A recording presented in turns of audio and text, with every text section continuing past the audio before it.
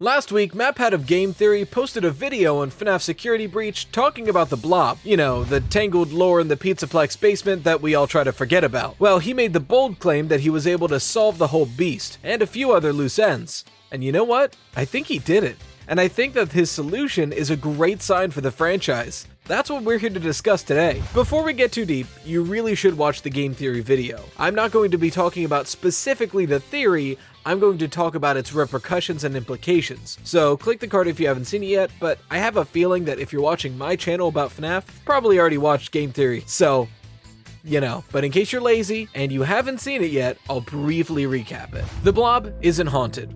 Well, not by souls anyway. It's fairly well established in the franchise at this point that two things can possess physical objects: Remnant, the souls of dead people made corporeal, and Agony, the strongest negative emotion. While Remnant is similar to the conscious person making decisions, Agony is more messy, like a wild dog acting out against everything around it. No direction, just violence. Matpat's theory states that the Blob is possessed by the agony of the ghost that haunted the animatronics whose eye lights are still on, and that it's been stealing random pieces of FNAF memorabilia that have Agony attached to them to mindlessly amass more power. And now, since a being with Remnant inside it, Burntrap, has been consumed, there's a chance that he's taking control of the whole thing. It's a cool theory, and there's a lot of evidence to back it up. I think he's right here. By the way, I usually think he's pretty right. Like, I'm not one of them Matpat haters. I don't understand where the hate comes from. But I'm not here to talk about his theory. I'm here to talk about what his theory means for the franchise, its lore, and its future. So again, if you haven't seen it, go watch his video first, because that's all I'm talking about. The Blob never sat right with me. It felt like a representation of the entirety of Security Breach. It's a weird mishmash of old parts and ghosts, retconning what came before it, and confusing the lore around it. But with this new Agony angle, a lot of that gets solved and brings a lot of potential for the future of FNAF.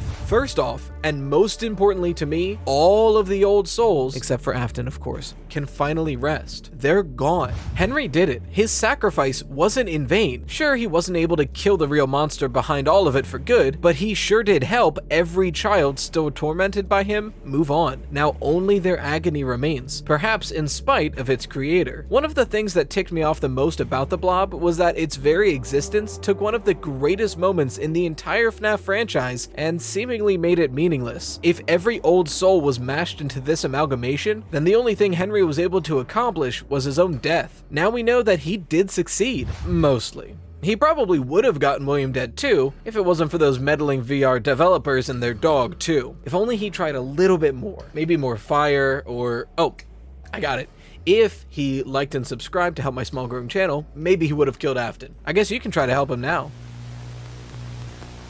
Anyway, the next great repercussion, more book involvement. Now, I have made it clear that I have not, and under any circumstances, will not read the books. I have a full job, a part-time job, this YouTube channel, and a baby. I have 2 free hours in the day and I use those to eat. I'm not reading 20 books, okay? It's not happening. Maybe, you know what, I'll make you a promise. If I can make this goddamn YouTube channel a full-time job and I have more free time, I'll read the fucking books. But until then, no. However, some of the lore the books introduce have to do with Agony. In fact, Agony is mentioned a lot in these books, but up until now, we really didn't have any confirmed sightings of it in the games. Sure, there was RWQ, FS, FA, SF, ASC, XQ, Shadow Bonnie, but we were just speculating with him. No way did Scott plan for Agony monsters all the way back in FNAF 2. Agony is like the idea after Remnant, and he didn't think about Remnant until like Sister Location. So I'm refusing to believe that he had Agony planned since FNAF 2. It isn't realistic.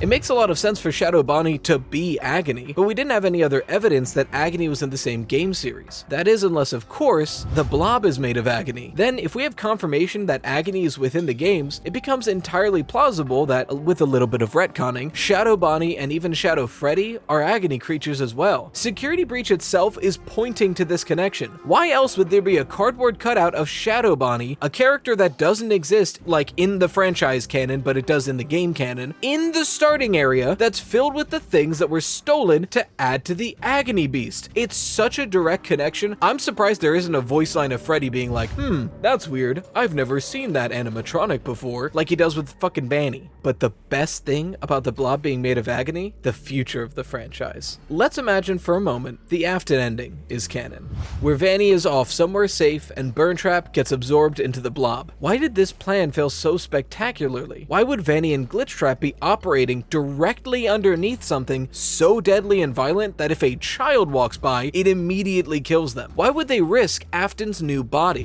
What if that's because it wasn't a risk at all? It was premeditated. In Matpat's original theory, the Blob is an independent creature, slinking around and stealing FNAF parts to make itself stronger. But is that really plausible? Does something this big and violent feasibly have the stealth and dexterity to creep around anything? Its way of getting to the nearest pile of meat, us, is to practically tear the area to pieces. If it's a being of Agony, it probably doesn't have the autonomy to carry out such a specific plan. But as Jason Ross on my Discord said, it's also possible that the Blob didn't steal those parts itself, but was given those parts by Vanessa. Wait, you didn't know that we had a Discord? Like a community of people talking about gaming and FNAF and a bunch of other things where you can meet people, talk, play games together, just geek out in general? You should probably join that by clicking the card. Anyway, he goes on to say that they wanted to create something to watchdog for Burntrap, but didn't count on the Blob being more of a mad dog than a watchdog. While I think he's spot on with the first one, I don't think he gave Vanny, or by extension Glitchtrap, enough credit. I think they were well aware that by making this incredibly powerful creature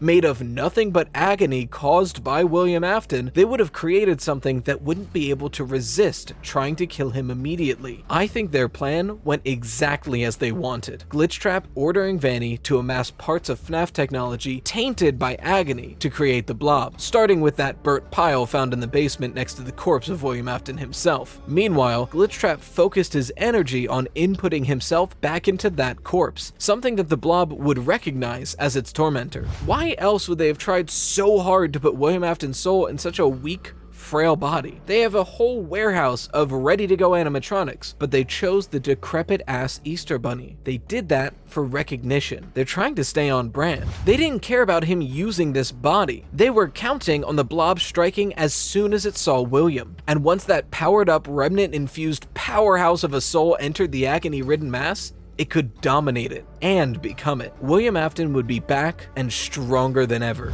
This paints a wildly different picture for the DLC of this game. If this is truly the case, then William Afton, in his new powered up form, paired with Vanny to do some meddling, would be the antagonist. But how could we best such a beast? The same way Henry did. Matpat points out that the puppet mask has no tears, and infers that Henry speaking directly to his daughter and thanking her for the turmoil she went through let her agony dissolve and move on. If that's true and possible, our mission could very well be this little girl being a medium, finding out who exactly was killed all those years ago, and speaking to their pain directly to help it move on, slowly lowering Afton's power until he's a wrinkled up Easter Bunny again. Then we just blow him over, I guess. I don't know, this thing looks like a small breeze could best it. That would be one hell of a DLC, and it would tie up a lot of loose ends in the franchise. It's also completely different of what I originally thought the DLC would be, but I wasn't working with this the Blob is agony thing, which technically isn't like canon or confirmed. Well, it could be canon, it's not confirmed, we don't know. So like, if you want to see what the DLC could be if it turns out that the Blob isn't agony, I'd follow through right here and see what those predictions are.